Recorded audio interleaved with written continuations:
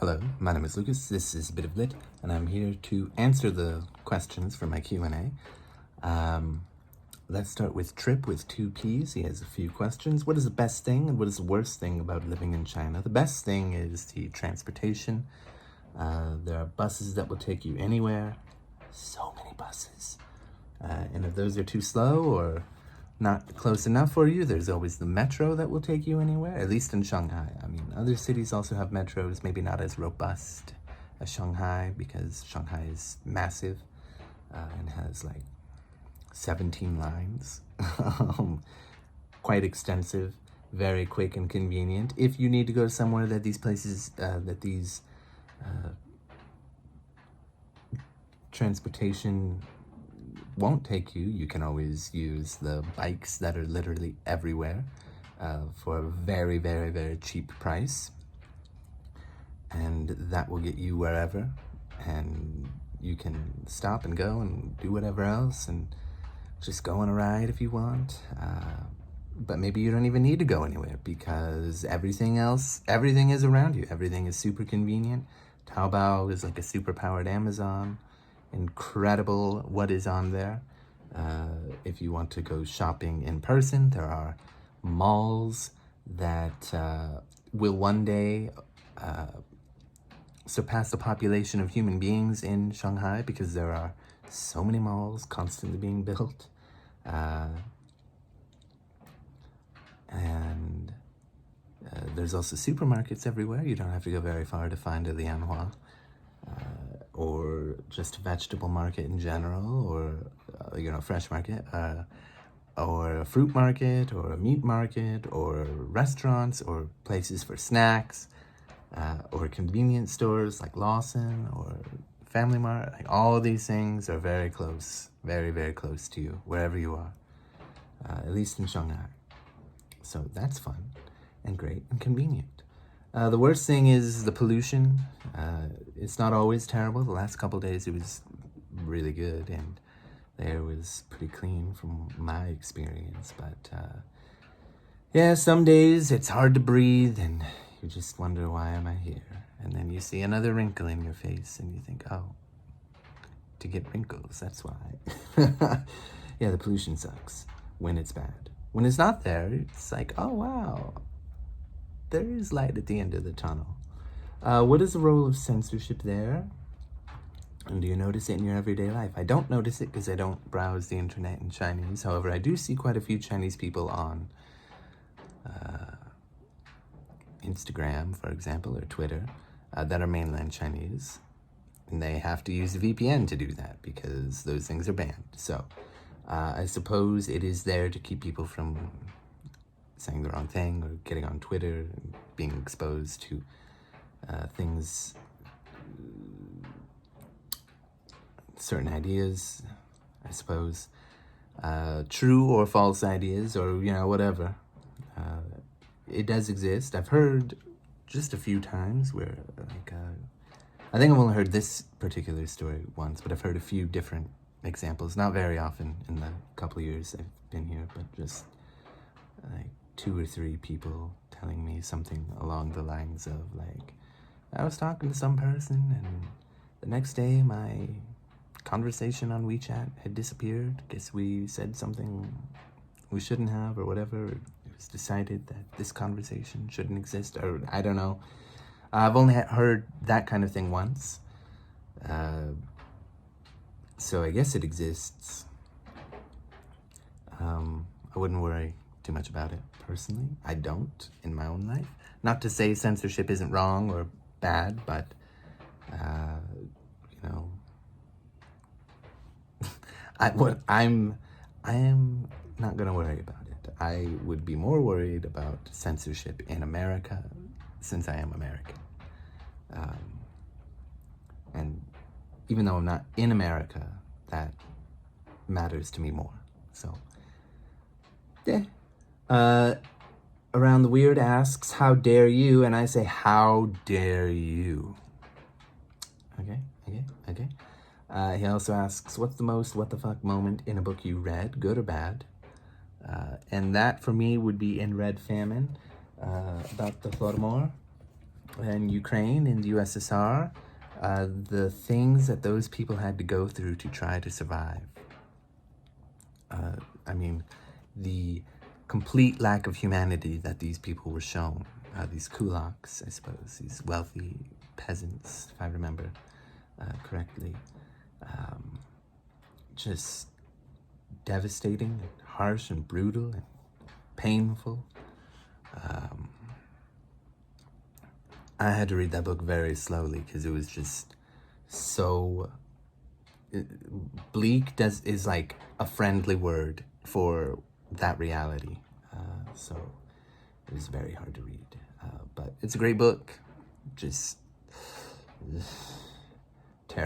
terrible in the way that humanity shows its whole ass, so to speak, or goes mask off in terrible ways. Great book, though. Let's go to Tom L.A. Books. He wants to know, is there any recent Chinese author? Do I follow the local literary world in China? No, I do not. Not because I'm against it. I just have not done that. I'm trying to do that. That's why I've bought so many Chinese books recently. Also, I don't know how I would find out about the local Shanghai literature. I'm sure I could, but it would all be in Chinese, and I'm not that good yet. And that might be hard to share. Is there any recent Chinese author that you would recommend to us who ignore almost everything about China?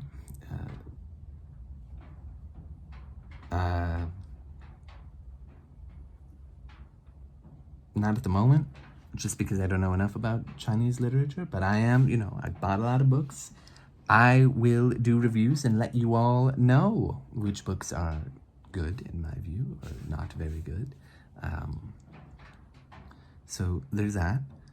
That's a great question. I definitely, because I live in China, I feel like maybe it's not my responsibility to show you anything, but it feels like I could.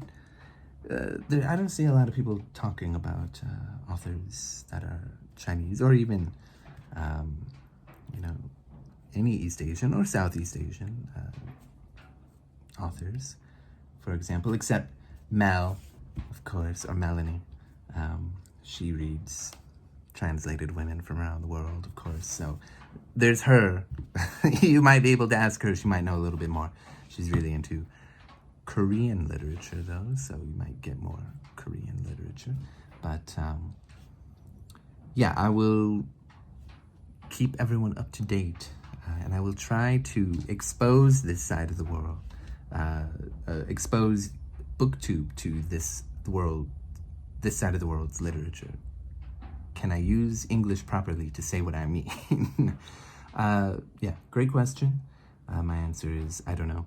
I mean, there are authors I have read that are modern.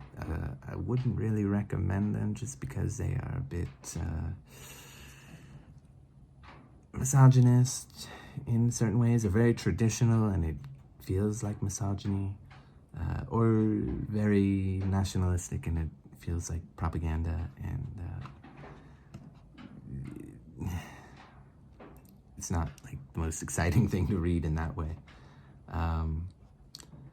Bookish Brian asks, did you play any sports in school or college? If so, which ones? In high school, I did track and football and wrestling. And then my last year, I did theater and improv, which are not sports, I guess, but I did those. And in college, I played basketball against a friend just to blow off steam from the week.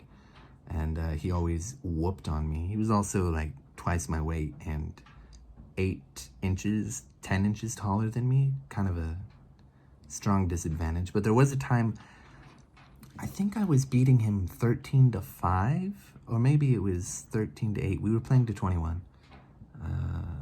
I'm gonna say 13-5, and then I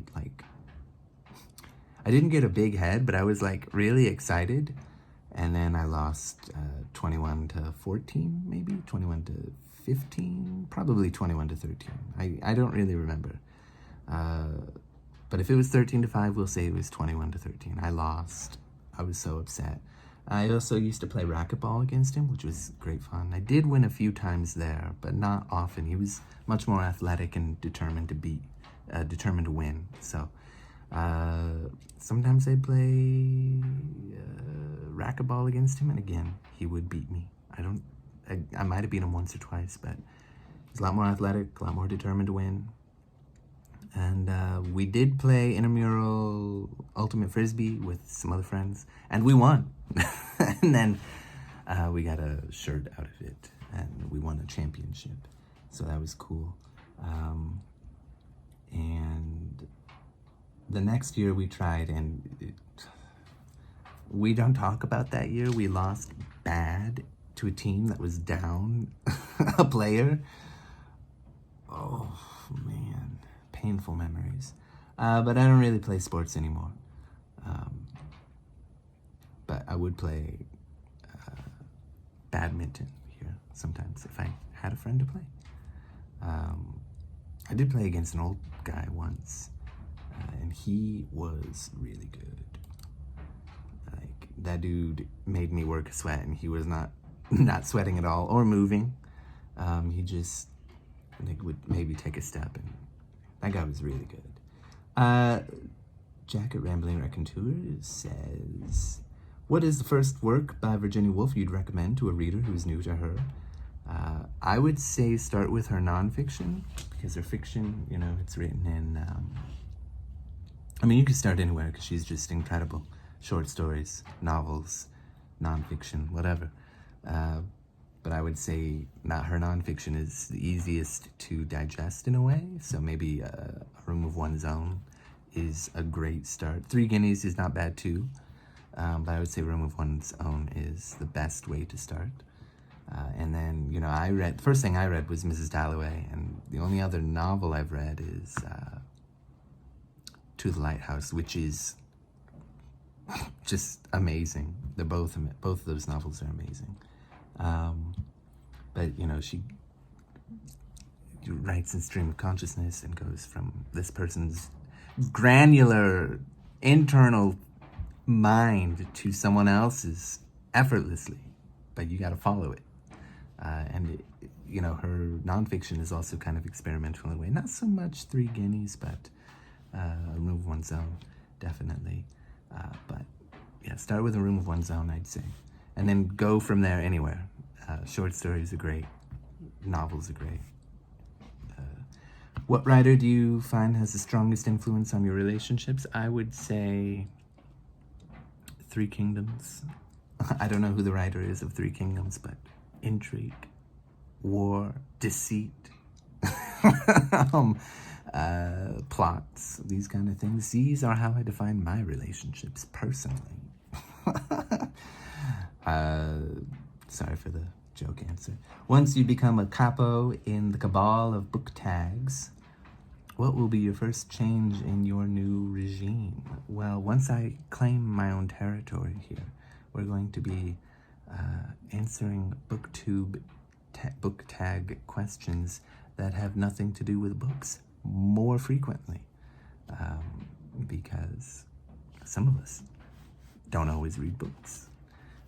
Some of us watch movies sometimes. I don't watch movies that often. I did today, but I don't watch movies very often.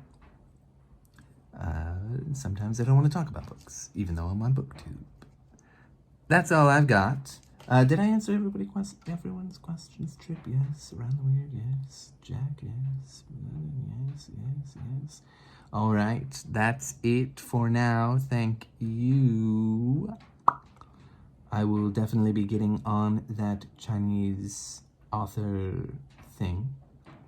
I've got plenty of books to read and do reviews on that are by Chinese authors, and I'm certain that I will enjoy at least some of them. I don't know which ones, but maybe we can find out together whether a book is worth reading, and maybe some of you will be inspired to read those, and maybe as a capo, I will make my own tags and people will do them, and that will be exciting. And maybe I will go back to playing some sports and badminton and these kind of things. And maybe I will dare